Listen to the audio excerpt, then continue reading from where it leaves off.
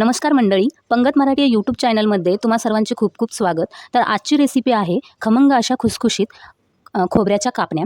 या कापण्या मी खोबऱ्यापासून केलेल्या आहेत, ओल्या खोबऱ्यापासून. तर आज आपण ही रेसिपी बघणार आहोत. एकदम मार्केटसारखे कोकोनट बिस्किटसारखे याची चव आहे.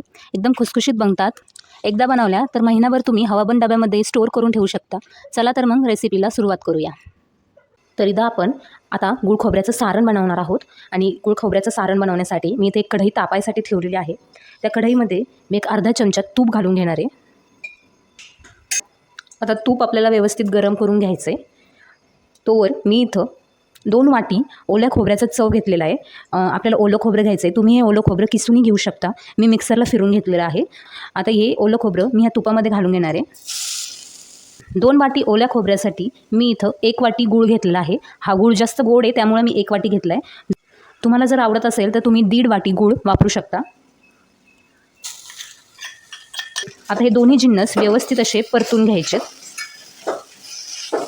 आणि सुटेपर्यंत आपल्याला व्यवस्थित हे जिन्नस परतून घ्यायचे.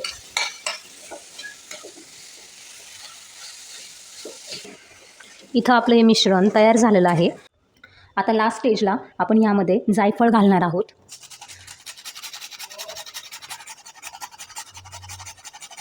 अशा पद्धतीने 1 पाव चमचा जायफळची पूड आपल्याला यामध्ये घालायची. तुम्हाला जर आवडत असेल तर तुम्ही यामध्ये विलायची पावडर देखील घालू शकता. आणि लास्ट आपण याला मिक्स करून घेणार आहोत. आणि आता आपल्याला हे थंड होण्यासाठी ठेवून द्यायचं. तर इथं खोबऱ्याच्या कापण्या करण्यासाठी मी गूळ खोबऱ्याचं सारण थंड करून घेतलेलं आहे. तर आता ह्यामध्ये मी 1 चमचा बडीशोप घालून घेणार आहे. त्याचबरोबर चिमूटभर मीठ घालून घेणार आहे.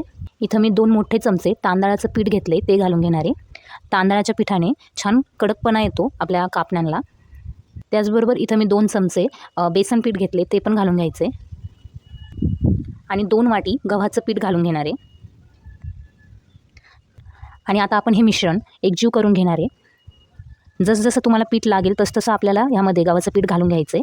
आणि जराही पाणी न वापरता आपल्याला याचा एक घट्टसर असा, तर इथं मी घट्टसर असं पीठ मळून घेतलेलं आहे. तर आता कापण्या करण्यासाठी मी यातला एक छोटासा उंडा घेणार आहे. आणि आता या उंड्याची आपल्याला एक पारी लाटून घ्यायची आहे. तर याला थोडंसं सुक्कं पीठ लावून मी पातळसर अशी एक पारी लाटून घेणार आहे. तर यावर आपण मी इथं पांढरे तीळ घालून घेणार आहे. पांढरे तिळाच्या ऐवजी खसखस देखील घालू शकता. आणि आता आपण ही पारी लाटून घेऊयात. आता तुम्हाला ज्या आकारामध्ये कापण्या कट करायच्या आहेत तुम्ही त्या आकारामध्ये कापण्या कट करून, मी अशा डायमंड शेपमध्ये या कापण्या कट करून घेणार आहे.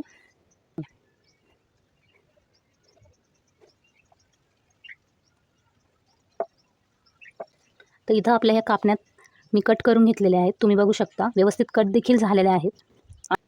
आता आपण या कापण्यात तळून घेणार आहोत. तर इथं मी कापण्या तळण्यासाठी तेल गरम करून घेतलेलं आहे. तेल मध्यम गरम आहे आणि त्यामध्ये मी एक एक करून सगळ्या कापण्या सोडून घेणार आहे.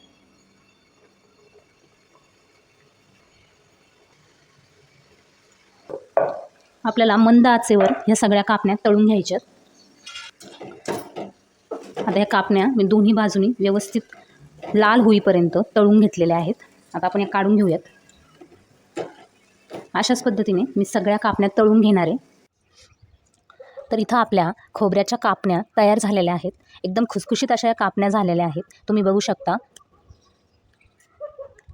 अजिबात कडक नाही झालेल्या, एकदम खुसखुशीत झालेल्या आहेत. मार्केटमध्ये जसे कोकोनट बिस्किट मिळतात तसेच अगदी तशीच चव ह्या कोकोनट कापण्यांची आहे. तशा या कापण्या महिनाभर टिकतात. एकदा करून ठेवल्या की हवाबंद डब्यामध्ये महिनाभर तुम्ही याचा आस्वाद घेऊ शकता. आषाढ महिन्यामध्ये तळणीच्या पदार्थांमध्ये काय बनवायचं, तर ह्या तळणीच्या कापण्या एकदम अप्रतिम पर्याय आहे. तुम्हाला ही रेसिपी आवडली असेल तर चॅनलला लाईक, शेअर आणि सबस्क्राईब नक्की करा. धन्यवाद.